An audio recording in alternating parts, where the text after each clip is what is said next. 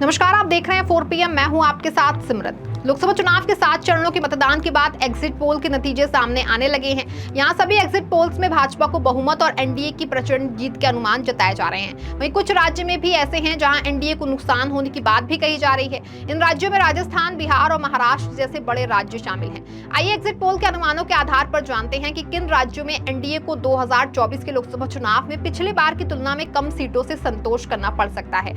जहां एक और India TV CNX exit poll के अनुमानों के मुताबिक राजस्थान, बिहार, महाराष्ट्र और हरियाणा में भाजपा को नुकसान होने का अनुमान है। वहीं India today axis my India के एग्जिट पोल के अनुमान झारखंड में बीजेपी को इस बार नुकसान उठाना पड़ सकता है। बता दें, इंडिया टीवी CNX के एग्जिट पोल के मुताबिक 10 सीटों वाले हरियाणा में बीजेपी को इस बार कम से कम 2 से अधिक 4 सीटें कम मिलती दिख रही हैं। 2019 के लोकसभा चुनाव में भाजपा ने हरियाणा में क्लीन स्वीप करते हुए सभी 10 सीटें जीती थी। हालांकि इसके बाद हुए विधानसभा चुनावों में पार्टी को नुकसान उठाना पड़ा था। वहीं इंडिया टीवी CNX के एग्जिट पोल के अनुमान हरियाणा के अलावा महाराष्ट्र में भी भगवा खेमे को नुकसान हो सकता है। पिछले लोकसभा चुनाव में महाराष्ट्र में एनडीए ने 48 सीटों में 41 सीटें जीती थी। वहीं 2024 के लोकसभा चुनाव में भाजपा को 32 सीटें ही मिलने का अनुमान है। वहीं दूसरी ओर इंडिया गठबंधन को महाराष्ट्र में 17 से 24 सीटें मिलने की उम्मीद जताई जा रही है।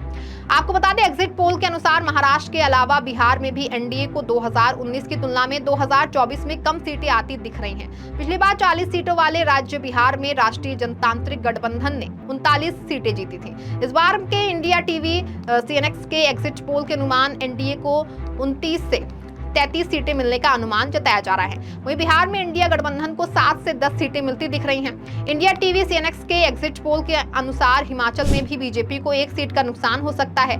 4 राज्यों में होने वाले हिमाचल में बीजेपी को 3 से 4 सीटें मिलने के अनुमान है। वहीं 1 सीट कांग्रेस जीत सकती है। 2019 लोकसभा चुनाव में हिमाचल में भाजपा ने सभी 4 सीटें जीती थी। बता दें, लोकसभा चुनाव 2024 को लेकर 1 जून को अलग अलग न्यूज चैनलों की ओर से एग्जिट पोल आने के बाद शिवसेना नेता आनंद दुबे ने बड़ा बयान दिया है। उन्होंने कहा कि हम किसी एग्जिट पोल पर सवाल नहीं उठाना चाहते, ना ही उन्हें निराश करना चाहते हैं। उन्हें 3 से 4 दिन तक मौज मस्ती करने दीजिए, जिसके बाद नतीजे सबको चौंका देंगे। वहीं उन्होंने आगे कहा कि इंडिया गठबंधन 295 से ज्यादा सीटें जीत रहा है।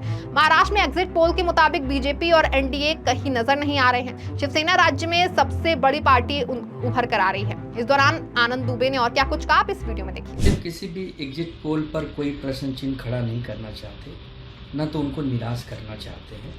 3-4 दिन की खुशियां हैं, एग्जिट पोल को भी मना लेने दीजिए।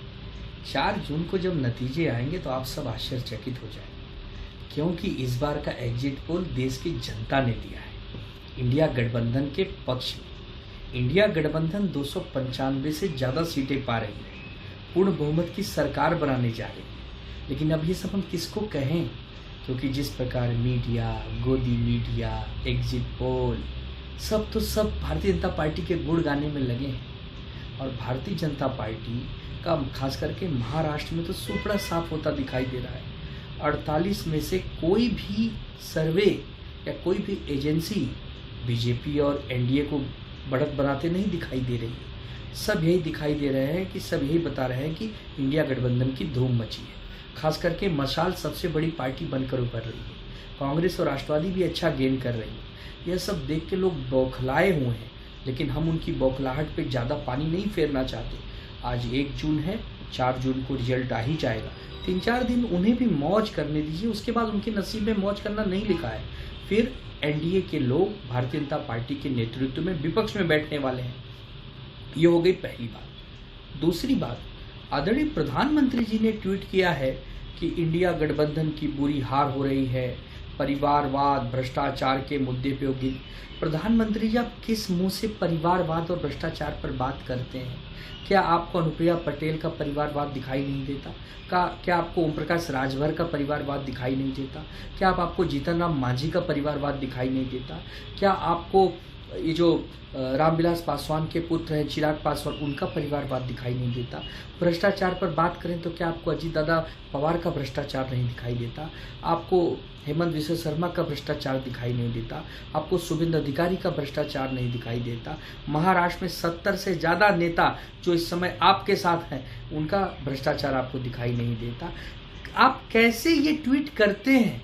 अभी अभी आप मौन और ध्यान से आए हैं। एग्जिट पोल देखकर इतने उत्साहित मत हो जाइए। कभी कभी उत्साह ज़्यादा हानिकारक होता है, क्योंकि आप उत्साहित नहीं, अति उत्साहित हैं। और प्रधानमंत्री जी, आपको तो ये 3 दिन और ध्यान करने की आवश्यकता है। आप ध्यान करिए, मौन रहिए, क्योंकि आप 4 जून के बाद पूरी तरह से विपक्ष का नेता भी नहीं बन पाएंगे। विपक्ष का नेता बनाने के लिए आपको 100 पापड़ बेलने पड़ेंगे, क्योंकि विपक्ष के लोगों में भगदड़ मचने वाली है। एनडीए में बहुत बड़ी टूट होने वाली है। 38 से ज़्यादा दलों को लेकर एनडीए बनी है, उसमें बहुत बड़ा बिखराव होने वाला है। इसके लिए दूसरों को ज्ञान मत बांटिए, अपने ज्ञान की वृद्धि करिए। और यह जो एग्जिट पोल है, इस पर कोई प्रश्न चिन्ह न लगाते हुए सिर्फ यही शुभकामना दूंगा कि आप 4 जून तक उत्साहित रहें। उसके बाद इंडिया गठबंधन उत्साहित होगा और आप निरुत्साही हो जाएं।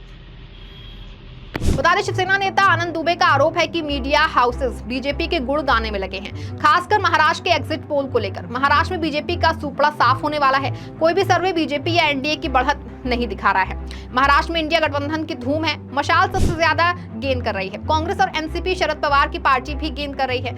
इस बार बीजेपी वाले विपक्ष में बैठे, इसीलिए वो बौखलाए हुए हैं। हम उनकी बौखलाहट पर पानी फेरना चाहते हैं। वहीं उन्होंने पीएम मोदी को निशाने पर लेते हुए कहा कि वो इंडिया गठबंधन की पार्टियों पर परिवारवाद और भ्रष्टाचारी होने का आरोप लगाते रहे। पीएम मोदी किस मुंह से इस तरह की बात करते हैं? उन्हें अनुप्रिया पटेल, ओपी राजभर, जीतन राम मांझी, पारस पासवान परिवारवादी नहीं दिखाई देते हैं।